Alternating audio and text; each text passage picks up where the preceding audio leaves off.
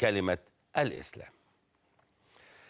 نروح لنادي الزمالك. نادي الزمالك وفقا طبعا المكالمة اللي حصلت امبارح مع المهندس رؤوف جاسر ان هو تقدم باستقالته من منصب النائب. قال انه عنده ظروف عمل، ولكنه لم يخفي وجود بعض الخلافات مع الاستاذ ممدوح عباس. ماذا يجري الان في مجلس الاداره ومن هو المرشح المرتقب؟ كابتن ابراهيم يوسف عضو مجلس الاداره، مساء الانوار. مساء الانوار يا شلبي. انت قلبت على المانيا. انا مستمتع والله وانا بضم صوتي لصوتك. ايه الجمال وايه السلاسه وايه يعني مش ده الواقع يا غزال، مش ده الواقع. ربنا يهدي، ربنا يهدي والنبي. احنا كنا كده يا كابتن والله. ربنا يهدي يا رب. احنا كنا كده والله. احنا كنا كده ودمنا خفيف وظراف ومش مكلكعين المسائل، لكن يعني معلش هنرجع كده. هنعدي يا كابتن، هنرجع كده باذن الله ان شاء الله. قول لي بقى اخر اخبار. انتوا عندكم بكره مجلس يا كابتن؟ ان شاء الله الساعه 4:30 عندنا مجلس اداره ان شاء الله. اجتماع اللي هو الاجتماع التقليدي او الاجتماع العادي، يعني مش اجتماع طارئ ولا حاجه، عادي جدا في ميعاده وتم ابلاغنا بيه بفتره قانونيه تمام التمام. وان شاء الله طبعا هنبقى موجودين كلنا ان شاء الله. طيب انا عايز اسمع بقى حقائق يا كابتن ابراهيم. من سيترشح لمنصب النائب غدا؟ هو اولا انا في نقطه عايز اقولها، وانا ما بزايدش على الموقف يا كابتن. يعني انا حتى اول اجتماع مجلس اداره بالنجاح واحنا بنقول مين اللي هيبقى القائم باعمال رئيس النادي في حاله غيابه. ما فيش كلمه نائب حضرتك عارف في القانون خالص. نعم. او في القانون الحالي لمجلس القومي للرياضه بيقول، قلت لهم رؤوف جاسر هو انسب واحد فينا لهذا المنصب يعني. وانا لازلت عند قولي، وانا هحاول بكره قدر المستطاع. وانا بقول من خلال برنامجك الجميل المحترم اللي مصر كلها بتتفرج عليه والعالم العربي، اتمنى من المهندس رؤوف جاسر ان هو يراجع نفسه، لان مش توقيته. يعني انا وجهه نظري الشخصيه المتواضعه التي لا قيمه لها زي ما حضرتك بتقول يعني. انا شايف ان مش وقته. عندنا ملفات كتير قوي، والمهندس رؤوف خد مشوار كبير قوي وكلنا بنحبه ونحترمه زي اي زميل موجود في المجلس. الحاجه الثانيه بالنسبه للترشيح، لو المهندس رؤوف صمم وانا مش حابب ده، نعم، اي حد الا ابراهيم. يعني انا بالنسبه لي لا هترشح ولا هصوت على القرار، وده قرار انا خدته يعني، لان يهمني بالدرجه الاولى كابتن مدحت ان احنا نلم الشمل شويه. وانا حتى كلمت الاستاذ ممدوح عباس وقلت له مطلوب منك الفتره اللي جايه دي انك تحضننا شويه. يعني انك تحضننا شويه، لان هو اخ اكبر وكلنا بنحبه ونحترمه طبعا. ونادي الزمالك الحقيقه المنظومه اللي موجوده حاليا في مجلس الاداره، وده والله ما مجامله يعني، فعلا من اصغر واحد هاني العتال الى اكبر واحد الاستاذ ممدوح عباس، يعني الحقيقه عمل كبير جدا ومضني جدا.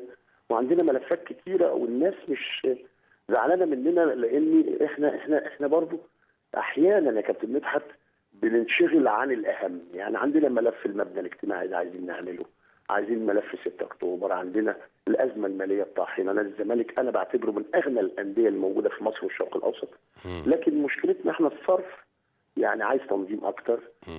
مواردنا كبيره جدا لكن صرفنا احيانا يبقى محتاج الى تنظيم. عندنا حاجات كتيره يعني عايزين نحط ايدينا في ايدين بعض.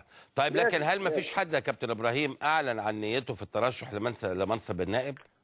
والله انا ما اتصورش لغايه دلوقتي، لان احنا كل القرارات بتبقى على الترابيزه يا كابتن يعني. يعني ما حدش برضه، انت عارف اللي بيترشح ممكن بيكلم الاعضاء، خلي بالكم يا يا جماعه. هو انا عايز اقول لحضرتك على حاجه يعني. طبعا اي زميل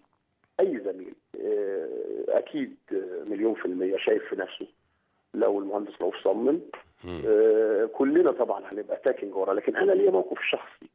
يعني لا انا عايز اترشح وفي نفس الوقت انا مش هصوت على القرار، لان مش هتصوت على القرار. لا خالص. يعني انا بعلنها حتى صراحه، المفروض ده على الترابيزه، لكن ما فيش حاجه طبعا يعني الواحد يخجل منها على الاطلاق. انا شايف طبعا ان رؤوف لازم يبقى موجود، ولازم وحده الصف تبقى موجود. انا بضم صوتي لصوتك، وبتمنى، وهو اكيد سمعنا دلوقتي، ان هو يعدل عن قراره. راجل محترم وراجل صاحب كلمه وصاحب موقف، واذا هو اصر يعني يبقى الاختيار يا رب يوفقكم فيه. انا عارف ان الاستاذ صبري اسراج كان بيرشح نفسه، الله اعلم موقفكم هيكون ايه بكره. طيب بالنسبه لميدو يا كابتن ابراهيم، هل في جديد؟ بالنسبه لميدو، انا كابتن مدحت من حوالي تقريبا 3 اسابيع تم تفويضي من قبل مجلس الاداره ولجنه الكوره نعم. عشان اقعد مع ميدو اشكره، خلي بالك، على مواقفه المشرفه مع نادي الزمالك، وده مش غريب على ميدو، ابن من ابناء نادي الزمالك اللي احنا كلنا بنعتز بيها. نعم. انا رحت له التمرين، وانا مش كتير يا كابتن مدحت بقعد مع لعيبه، ولكن ميدو طبعا ليه معزه خاصه عندنا كلنا. فقعدت معاه وقلت له انا بالنيابه عن مجلس الاداره بالكامل ولجنه الكوره ميدو بنشكرك ليه يا كابتن مدحت؟ لانه اثر بنفسه انه ياخد فلوسه اخر واحد. يعني خلى كل زمايله ياخدوا 25% من المقدم العقد هذا الموسم. نعم. وكلهم الحمد لله خدوا فلوسهم الا ميدو. فانا ما اعرفش الموضوع تطور بهذا الشكل. تقدم شكوى هو. يعني لا تطور كمان. يعني ميدو لما راح للاستاذ ممدوح وكان عنده مشروع بيقدمه لنادي الزمالك عشان نادي الزمالك يستثمر هذا المشروع لتنميه الموارد فممكن يكون ميدو قال مثلا وانا اخبار فلوسي ايه بقى ممدوح يعني انت عارف في الاخر كده يبقى مناسبه. هو الاستاذ ممدوح بيحب ميدو جدا جدا يعني، ويعني يكاد يكون ميدو متربي مع ايمن ابنه على طول واصدقاء على طول. نعم. ما اعرفش الموضوع تطور وفي نفس الوقت ميدو حس ان هو مش مرغوب فيه في النادي. حس انه مش هياخد فلوسه.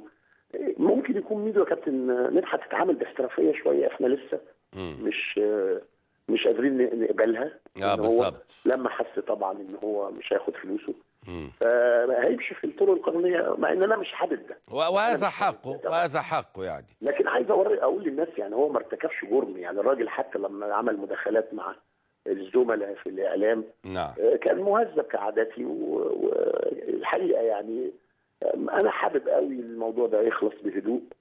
وحتى في نقطه مهمه جدا، هو السؤال يعني نادي الزمالك محتاج ميدو ولا مش محتاج ميدو؟ ده سؤال يجيب عنه بقى الكابتن حسن بيتهيألي. لا، لازم الكابتن حسن والجهاز الفني يقول يعني الكابتن ميدو محتاجين ميدو، خلاص يا كابتن نقعد معاه وياخد فلوس. مش محتاجين وخلاص مفيش مشكله. مش محتاجين برضه نقول له شكرا. برافو عليك. عايز اقول حاجه. برافو عليك. عايز اقول حاجه لكل الناس. ميدو وعبد الواحد وشيكابالا ولاعيبه النادي الرموز دول بغض النظر عن ان هم لعبوا او ما لعبوش ليهم تكمله في المسيره بعد كده يا كابتن مدحت. هم يكونوا خير خلف خير سلف. صحيح. هم اللي هيكونوا حسن شحاته واسماعيل يوسف وابراهيم وحازم امام وكل نجوم النادي اللي خدموا النادي بره وجوه. صحيح. فهو ما حدش يقدر يزايد على حب ميدو للزمالك على الاطلاق، ولا احنا نرضى ان ميدو يمشي بشكل اللي انا شفته اللي انا شايفه ده. طبعا مش حابب انا ده، واتمنى يكون ليا دور يا رب المرحله اللي جايه. توفيق. انا وحازم بالذات يعني للمعزه اللي تربطنا بميدو ان شاء الله انه يقعد مع الناس من غير ما يطلب. طيب يعني انا عندي خبر يا كابتن ابراهيم ان انتوا غدا ستتخذوا قرار فيما يتعلق بالاستاذ علي ابو النجا المتحدث الرسمي باسم النادي الزمالك، هل ده حقيقي؟ انا سمعت الكلام ده. سمعت الكلام ده لاني الاستاذ علي مع احترامي الشديد ليه طبعا راجل مخلص في شغله، لكن مش قادر يفصل.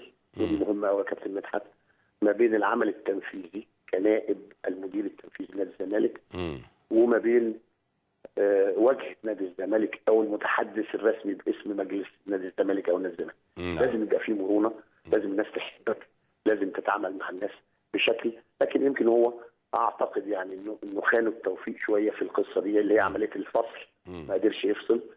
لكن انا كل اللي اتمناه طبعا التوفيق، لان هو كفاءه في العمل كويسه يا كابتن على فكره قوي يعني. ولكن اختيار واجهه النادي او متحدث باسم النادي مهم قوي يعني مهم يعني من وجهه نظري طبعا يعني لازم يكون حد كده يعني زي مدحت شلبي، حد الناس اللي بتمتاز اشكرك يا كابتن ابراهيم، ويعني سعيد بارائك الجميله.